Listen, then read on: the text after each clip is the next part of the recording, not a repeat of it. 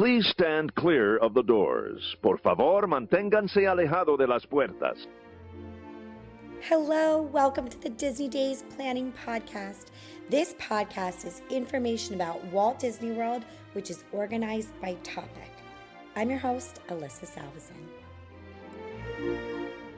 Hello, welcome to the Disney Days Planning Podcast. I'm your host, Alyssa Salveson, and today we're continuing talking about dining, and we're going to talk about dining in Hollywood Studios. Hollywood Studios is a pretty small park, actually, compared to all the others. There are dining options, but not all that many. But just like the other ones, I'm going to go in order of location and snack, quick service, table service, bars, and lounges. If you haven't listened to the Hollywood Studios overview episode or the dining overview episode, I suggest you pause this episode right now and go listen to those first so you have some background knowledge before listening to this. I've linked them in the show notes. I think you'll have a better understanding of what we're discussing in this episode after listening to those. There are quite a few different dining options in Hollywood Studios. And again, like I said, like all the others, they range from snacks to quick service, which is no waiter. In most quick services, you can mobile order via the My Disney Experience app or at the counter, and you usually take your food and sit down on your own.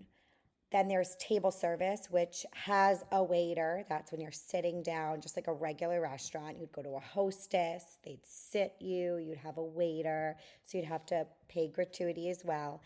Included in the table service is there's one character dining option here in Hollywood Studios Park, so that's included there. And then also bars and lounges. Now, Hollywood Studios is not a dry park, unlike Magic Kingdom is the only dry park. So a lot of there are stands, and at the stands you can get alcohol too. So we'll be talking about that as well. Some of the bar carts are actually listed under snacks. So we'll discuss all that. We're going to start, again, just like I've done every other, by geographical area, right? So we're going to start at Hollywood Boulevard, which is the road you'd walk in on. So Hollywood Studios, in the front of it, is set up kind of like Hollywood, old world Hollywood. So it's like you're walking in a city, right? So there's streets. So there's Hollywood Boulevard, there's Sunset Boulevard. Actually, there's only two. Well, there's Grand Avenue as well. Then there's Echo Lake. So Hollywood Boulevard leads you to Echo Lake, and there's a small little lake there and restaurants and stores around that lake. Then there's Commissary Lane, another street. Grand Avenue, which is kind of where the old Muppets area was. If you remember when you were younger, Muppets is no longer there. It's now going to be transformed into Monsters, Inc., but that's the section of Hollywood Studios. It's over to the left. Grand Avenue leads into Star Wars Galaxy's Edge. There's a few dining options there. Then there's Toy Story Land, which is in the back of the park next to Galaxy's Edge, behind Echo Lake, sort of that central area. And then there's Pixar Place, which is over towards the right, and Animation Courtyard, which actually just went through a big refurb. So it's nice and fresh and new. So those are the sections. Hollywood Boulevard's right when you walk in. Sunset Boulevard's to the right off of Hollywood Boulevard. That leads you down towards Tower of Terror and Rock and Roller Coaster. And then what I said before, Echo Lake in the middle, Commissary Lane and Grand Avenue are off to the left of Echo Lake. And then Galaxy's Edge and Toy Story Land are in the back of the park. In each area, we're going to go in order of snack, quick service, table service, bars, and lounges. So we're going to start when you first walk in on Hollywood Boulevard. There are no, in the app, on the website, there are no snacks listed, but I'm sure there are snack carts around. There is a quick service. It's called the Trolley Car Cafe, and that is the Starbucks located here at Hollywood Studios. No more mobile order. You have to wait online. There is a table service on Hollywood Boulevard too. It's farther down, closer to Echo Lake, but it's on Hollywood Boulevard, and that's the Hollywood Brown Derby. It's actually one of my favorite restaurants on all of Disney property. Fun fact, my husband and I love the Hollywood Brown Derby. We think it is expensive, but I think you get what you pay for. I think it's a wonderful experience. Hollywood Brown Derby's there, and then In front of Hollywood Brown Derby, there's actually the Hollywood Brown Derby Lounge. So that's under bars and lounges. You can just walk up there, get a drink. There's a few little outdoor tables. It's a really lovely vibe. Love, love, love the Hollywood Brown Derby. I do recommend making advanced dining reservations for that restaurant. Then, if we're going to back up, go back to the front of the park, you walk in on Hollywood Boulevard, but off to the right, there's a street that veers off, and that's Sunset Boulevard. Now, Sunset Boulevard, this is where, back in the day, and I wish Disney would bring it back. I'm going on a little tangent, I'm sorry, but it's worth being said. They used to have like street actors. What were they called? They were called Citizens of Hollywood. That's it. They were like street actors, and it was so much fun. I really wish Disney would bring it back. It never came back from COVID. Anyway, this Sunset Boulevard, there's tons of quick service. On the left side, you'll see a whole bunch of little kiosks and a big area with like a bunch of picnic tables to eat. So this is a great little quick service spot, and you can get a variety of different foods over here. So if you're thinking like planning your day and you're thinking, oh, where can we grab a quick lunch or something, maybe consider doing this here on Sunset Boulevard. And then afterwards, maybe head to Tower of Terror and the Rock and Roller Coaster. Also, actually, that's where the Villains show is too, over down there. Okay, so first snack, there's Anaheim Produce. It's a produce stand. They have fruit and veggies, but also Mickey pretzels, frozen lemonades, and margaritas. There's a bunch of quick service here on this strip. Just like I said, there's 1, 2, 3, 4, 5, 6. Well, in that little strip, there's 5, and then there's one farther down by Rock and Roller Coaster. 5 different quick service options here. The first one is Sunshine Day Bar. It's really a bar cart, but it's listed under quick service as beers and cocktails. Then there's Rosie's All-American Cafe. You can mobile. Oh, also from these, you can mobile order. Rosie's All-American Cafe. You can mobile order from here. It's American classics, cheeseburgers, chicken nuggets, fries, Cokes, beers. Then there's Catalina Eddie's, which is also mobile order, and this is Italian-American casual food. Pizzas, chicken Caesar salad, meatball sub, etc., like Italian fare, casual Italian fare. Then there's Fairfax Fare. You can also mobile order from here. This has waffle bowls, which is very intriguing to me. I've never eaten here, but on my next trip, I'm like, oh, I want to eat lunch here. Waffle bowls, there's a chicken, a pork, a brisket, or there's plant-based bowls as well. There are also breakfast options here. There's, well, just one, it's waffles, and they also sell coffee there at Fairfax Fare. Another cart nearby is Hollywood Scoops. That's ice cream, and they feature a Mickey brownie sundae. Then so that's all like kind of right in a row, and they share a big area where you can sit. Then farther down, if you finish walking Sunset Boulevard, this is kind of right across from where the Beauty and the Beast live on stage is. So maybe you go to like a show, then you eat lunch here in this area, then you head to Tower of Terror and Rock and Roller Coaster, or the opposite. You go there first, then eat, then head to Beauty and the Beast. I don't know, but it's all in this area. Also, Fantasmic is off here, the Fantasmic Theater. This is where you go to get online for the Fantasmic Theater too. So maybe you want to grab a little ice cream before you head to Fantasmic at the end of the night. And then farther down, again at the end, is Tower of Terror, which is off to the right, and to the left is Rock and Roller Coaster, which has now officially opened. Well, it soft opened a few days ago, but the official opening day is today. For Rock and Roller Coaster with the day I'm recording, Rock and Roller Coaster featuring the Muppets. So very exciting. And then there's the Villain show right next to that, which it used to be a Lightning McQueen show, which was really adorable.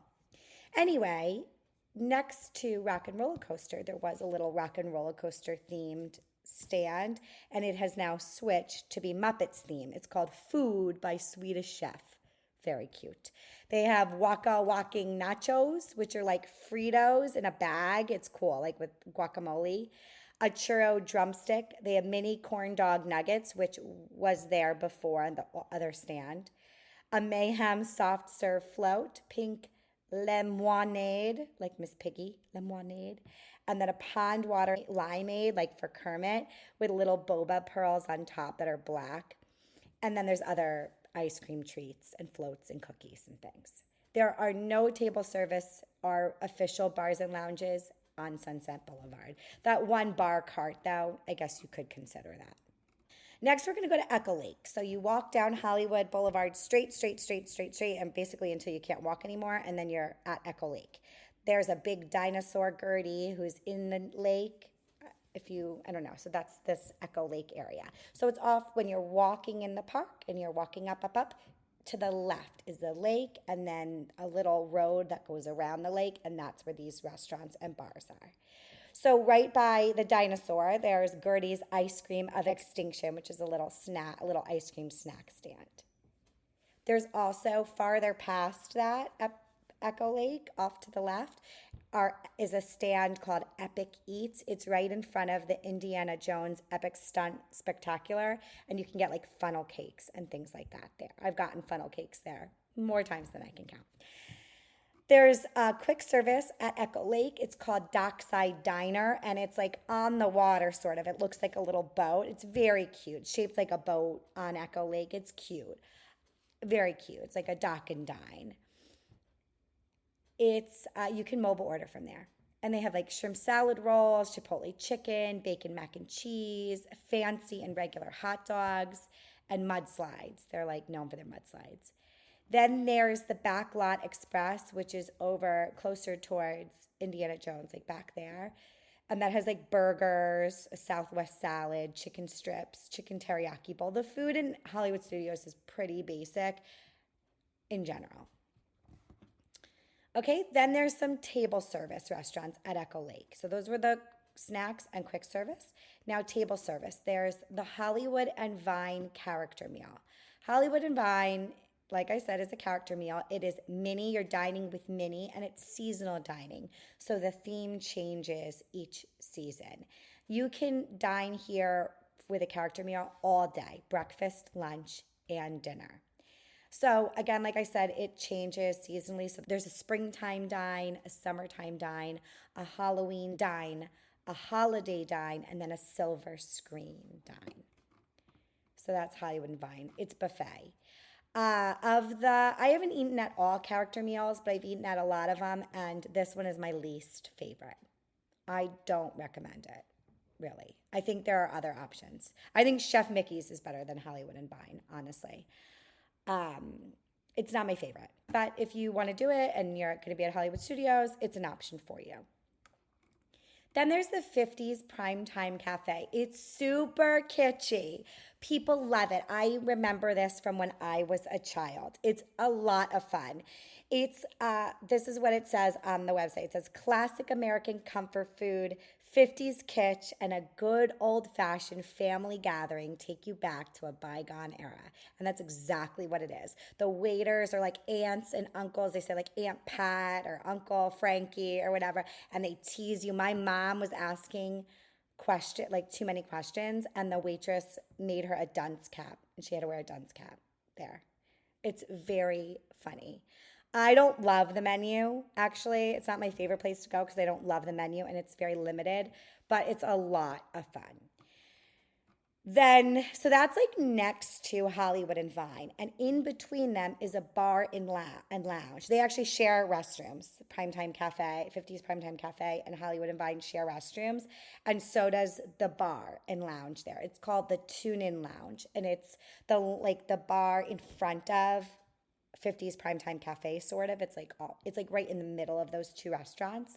It's really cool. It's like you're in like a living room, in like someone's living room in the 50s with the TVs on and stuff. It's cool.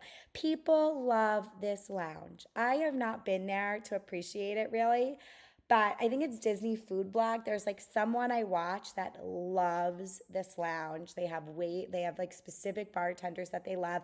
Apparently the bartenders like are really creative and come up with the drinks, especially like they'll come up with like fancy drinks that end up being on the menu. People love the Tune-In Lounge. So that's there. Okay, that's it with Echo Lake. Next, we're going to go to Commissary Lane. That's off like towards the left of the park. No snacks that are listed there, but there is a quick service. It's called ABC Commissary. You can mobile order there. It says international flair. Again, it's pretty basic in general, but some of the menu options are a chicken club, grilled cheese, shrimp tacos, a Mediterranean salad. So I wouldn't like go crazy with the international fare. I think that's like a little bit of an exaggeration, but whatever. It's a quick service option there. Again, the dining in Hollywood Studios is not my favorite, although I love Hollywood Brown Derby. Another restaurant that is really fun. So that's the only quick service in Commissary Lane, but there's a table service restaurant, and I love this one as well. It is called the Sci-Fi Dine-In Theater, and I too remember this from when I was a child. It was so memorable to me, and we recently went there again, and I'm like, this is why I loved it so much. It's just so much fun. My boys loved it. It is a dine-in theater. They have it's like you're outdoors at night, but you're inside, so it's dark. There's like sounds as if you're like outside. You're sitting in retro cars, like you're in a drive-in theater. It's so cool. And there's a big movie screen up playing old school sci-fi movies, like shorts. It's really cute. There are regular tables too. There's limited though, but the cars are really fun.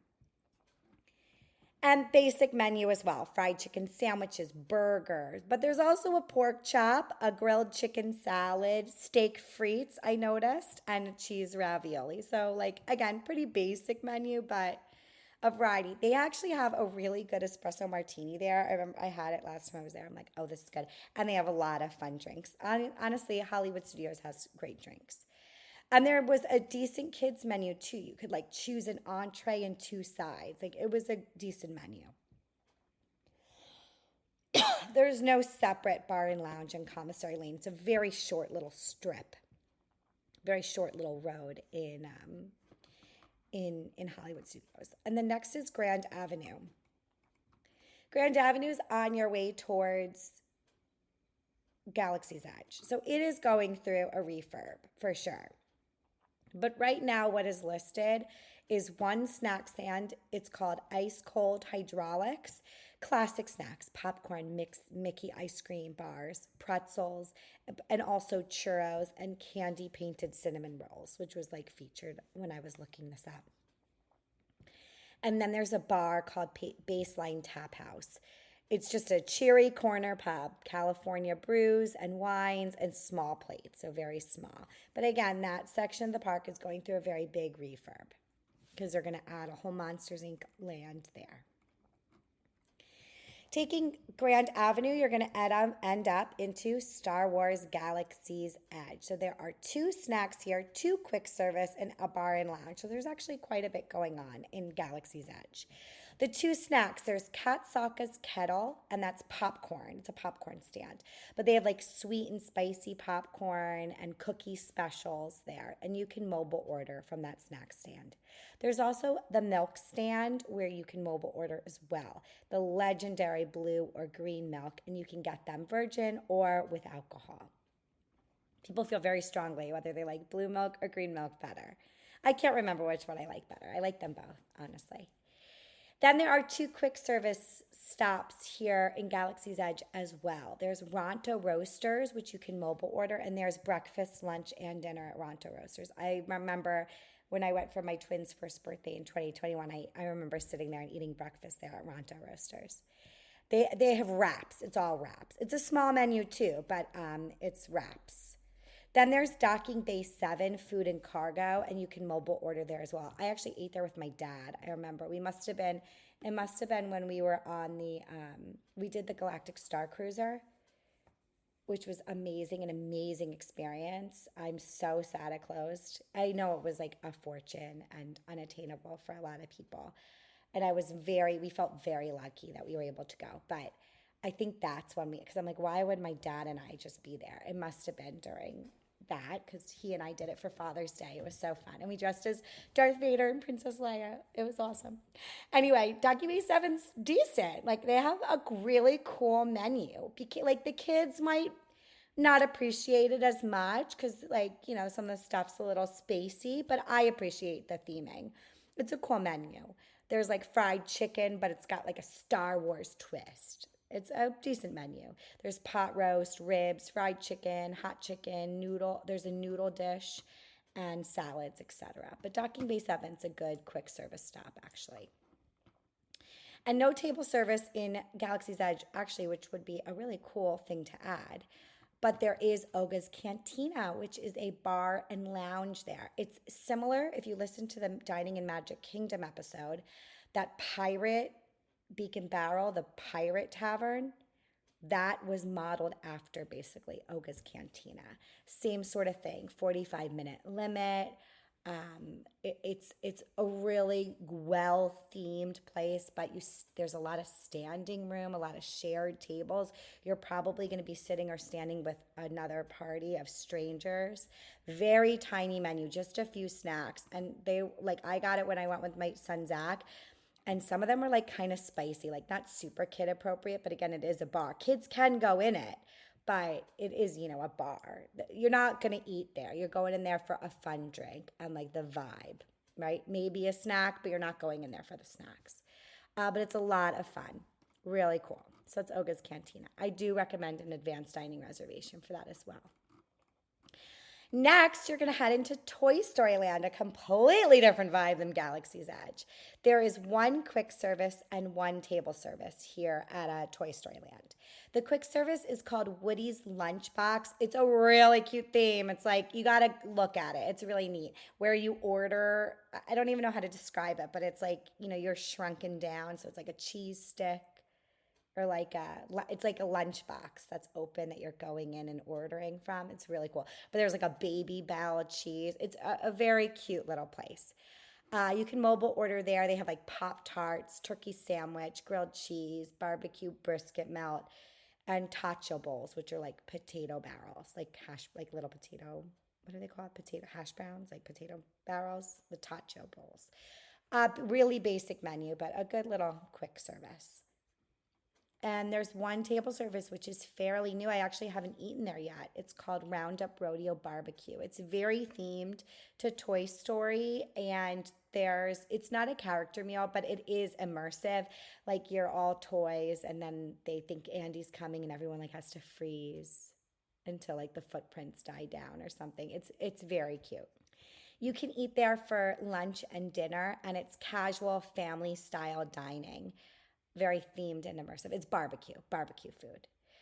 To me, when I was reading the menu, it reminded me a lot of the Hoop-de-Doo Review, which is like a barbecue, just barbecue. Okay, then there's a little area called Pixar Place. It's very small. It's where you meet a lot of characters, but there are two little snack stands there. There's the Market, it's called, and they have like Num Num cookies, fresh fruit, frozen cocktails, beer, and soft drinks there. And then there's the Neighborhood Bakery, which has it sounds similar, but has the Incredible, it's like inspired by Incredibles. So there's like the Num Num cookie there as well, a Frozone slush, and then there's classic snacks there too. So just two little snack stands. Pixar Place, though, is very small, and it's really for meeting characters. Then there's Animation Courtyard. Oh, actually, there's nothing. I wrote nothing down for Animation Courtyard. It's just a small little courtyard. It just got a refresh. But nothing's there listed. Maybe something will come, but right now nothing's listed online. I haven't been there in a while since it's been under construction. Okay, this is a fairly short episode. But next are magical extras for dining. So just like in some of the other parks, you can add an extra. I think my favorite fireworks show actually is at Hollywood Studios. It's Fantasmic. And it's fantastic. It's great. It's a great show. I love it. So you can do a Fantasmic dining package. And what that is you're going to dine at one of 4 restaurants. I'm going to list them below. And then when you dine there through the Fantasmic dining package, which you will book separately online, you'll get VIP seating to Fantasmic. And you enter there by right where you buy the Beauty and the Beast live on stage thing, there'll be a section for the Fantasmic dining package where you check in.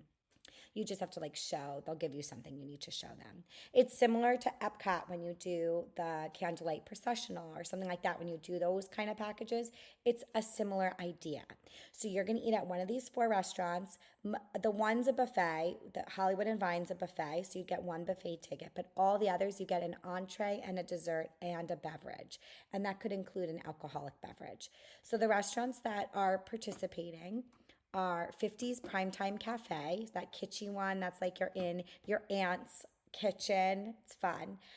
For adults, it would be $60 for an adult and $23 for a child. And again, that includes an entree, a dessert, and a drink. Hollywood and Vine, like I said, which is next to 50's Primetime Cafe, that's a character meal. And again, you can go there breakfast, lunch, or dinner. So if you wanted to, well, whatever. If you wanted to go for breakfast, it's less expensive than it would be others places.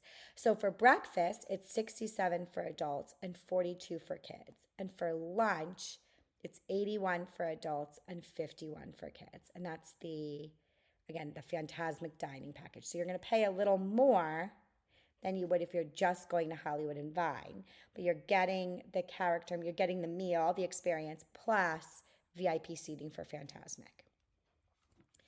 The next restaurant that offers a Fantasmic dining package is the Sci-Fi Dine-In Theater, and that is $59 for an adult and $23 for a kid. This is at time of recording. I'm recording on Memorial Day, actually, 2026. So these prices may have changed if you're listening later, but as of right now, as of today, these are what the prices were. And then the Hollywood Brown Derby, too, one of my favorite restaurants. That's $83 for an adult. It is expensive, and it's more expensive than the character meal, and $31 for children. And that's it. And that is, you guys, that concludes our Dining in Hollywood Studios. It's a pretty small park. It's a great park. Like I said, of all the parks, it is my least favorite for food, with the exception of Hollywood Brown Derby. So that's that. Next up, we're going to be doing Dining in Animal Kingdom. Thank you so much for listening. If you have a friend who is heading to Disney, doesn't know where to start, is so overwhelmed with the idea of planning a Disney vacation, please send them my podcast. My goal is to make that overwhelming idea of going to Disney World easier to comprehend for individuals. It can be very complicated. We know this. Even if you're working with a travel agent, I think sometimes just listening to a podcast like this can help in addition to working with a travel agent. If you need travel agent recommendations, I have a whole bunch of friends who do that. I'm sure you can find one on your own. I'm sure you know someone who is a Disney travel agent. I might become one in the future just because I know so much about it. But if you need one, you can reach out to me on social media. You can shoot me an email. I have a couple of my friends tagged in the show notes. You're able to reach out to them. But I do hope that this podcast just helps the overwhelming idea of planning a Disney World vacation seem more tangible, more manageable. If you like this episode, if you find this idea valuable, please give me a rating. A 5-star rating would be great.